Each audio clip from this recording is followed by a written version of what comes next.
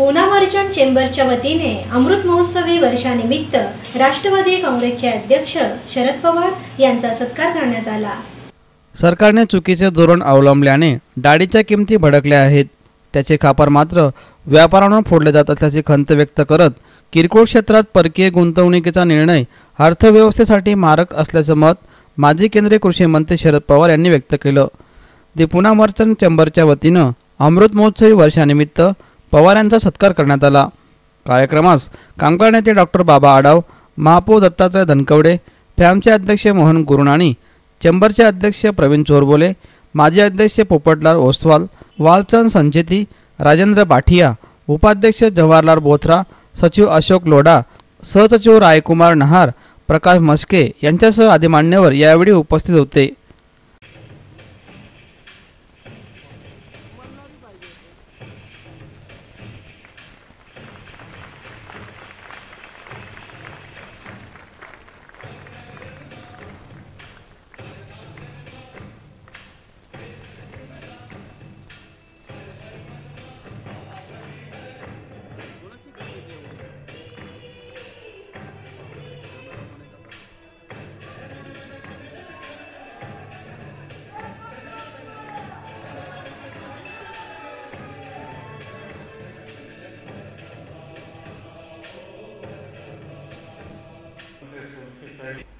डाळीच्या संबंधीची चर्चा हल्ली वृत्तपत्रामध्ये वाचायला मिळते।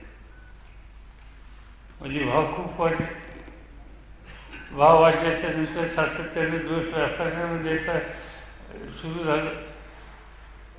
माझ्या वाशिंदी दिल्लीमध्ये होतो, माझ्या लक्षात आलं की इथं काहीतरी चुकतं आहे।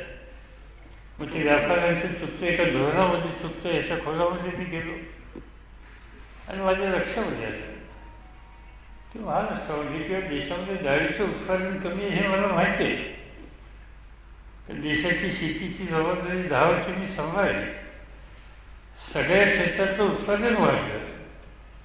मग ते कापूस असेल, साखर असेल, गहू असेल, तांदूळ असेल, पण डाळी आणि खाद्य तेल त्यासाठी लागणाऱ्या वस्तूंची उत्पादनावर अजूनही आपण प्रभुत्व मिळालं नाही। अजूनही आपल्यामध्ये मागणी आणि उपलब्धी याच्यामध्ये एक प्रकारचा अंतर आहे आणि त्यामुळे साहजिकच आपल्याला आयातीच्या संबंधीचा निर्णय सुद्धा लोकांच्या भूकेचा प्रश्न सोडवण्यासाठी घ्यावा लागतो।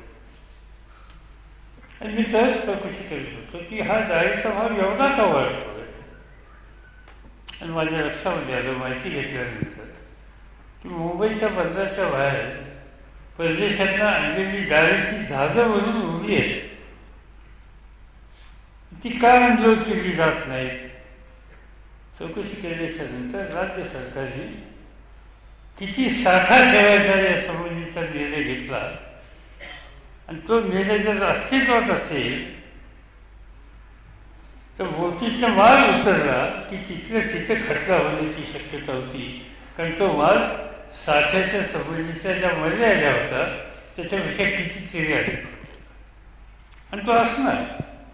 जेव्हा एखादं जहाज म्हणून माल येतं त्यावेळी इतके क्विंटल ठेवायचे आणि तितके किलो ठेवायचं या संबंधीची धोरणं ही छानपणाची नसतात। केंद्र सरकारच्या राज्य सरकारच्या कामात ही गोष्ट मला घालावी लागली आणि मला आनंद आहे त्याच्यामध्ये त्यांनी काही सुधारणा केली। पण त्या काळामध्ये शिवाय कोणाला खायला लागल्या, व्यापारी लागला, किती त्यांचा संबंध होता माहिती नाही। कुणी एखाद्याने चूक दिली असेल, नाही असं नाही, मनुष्य स्वभाव आहे, काही सगळ्यांच्याच चुका नसतात, पण एका व्यक्तीच्या चुकीमुळं समाजाला आपण दोषी धरत नाही आणि म्हणून धोरणात्मक चुका होता कामा नये याची काळजी जर घेतली त्याची स्थिती होत नाही। आणि खूप वेळेला व्यापारी वर्गाच्याकडे बघण्याचा दृष्टिकोन हा वेगळा केला जातो। अनेक गोष्टी आहेत, आज एक प्रकारचं थोडं मंदीचं चित्र दिसतंय, व्यापार हा कमी झालेला दिसतोय, हे चढउतार हे येत असतात।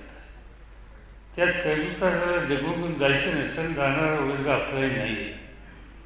आपण उत्पादन वाढवू देशाचं, उपलब्धी वाढवू, आणि ह्या चढ उतारीचं चित्र बदलून देशाची गरज आहे तेवढी उपलब्धी बाजारपेठेमध्ये राहील आणि सामान्य माणसाला परवडेल अशा किमतीमध्ये राहील याची काळजी आज घेण्याची गरज आहे. त्या दृष्टिकोनातून जी काही पावलं टाकली जातील त्याच्यात ज्याचा ज्याचा काही वाटा असो, तो व्यापाऱ्यांचा असो, शेतकऱ्यांचा असो, धोरण ठरवणाऱ्या सरकारांचा असो, तो सरकारी अधिकाऱ्यांचा असो, त्या प्रत्येकाला करण्याच्या मुद्द्याची गरज आहे.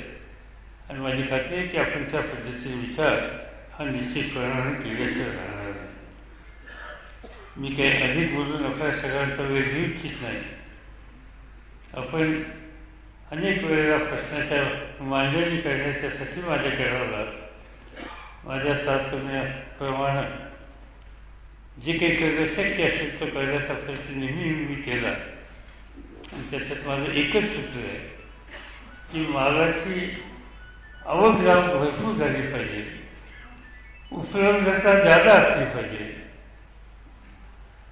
व्यवहार वाढला, उपलब्धता वाढली तर सामान्य माणसाला वाढत्या किमतीच्या संबंधीच्या यातना सहन कराव्या लागत नाही. आणि म्हणून तो व्यवहार वाढता कसा जाईल याची आपल्याला काळजी घेण्याची आवश्यकता आहे. आता नवीन तंत्र त्याचे परिणाम काय होतील याचा विचार करावा लागेल. अलीकडे बघतो की अनेक व्यापार, अनेक गोष्टींचा व्यवसाय हा आता ऑनलाईन सुरू झालेला आहे. ऑनलाईन हे टेक्निक हे चांगलं आहे. समाजांना माथाडी कायदा जो लागू करून आला आहे, इथे व्यापारी मंडळी बसलेली आहेत. स्वतः संजयने सांगितलं की हा कायदा चांगला आहे परवानग्याच्या कंडिशनच्या पुढे. जर महाराष्ट्रातल्या हमाल माथाड्यांना न्याय मिळतो तर देशातल्या 93% असुरक्षित कामगारांना न्याय मिळायला काय हरकत आहे? सरकारच्या तिजोरीत ₹1 पगार मिळतात सुद्धा, पण हे बाबाळ्याने सगळं उपयोग नाही ना.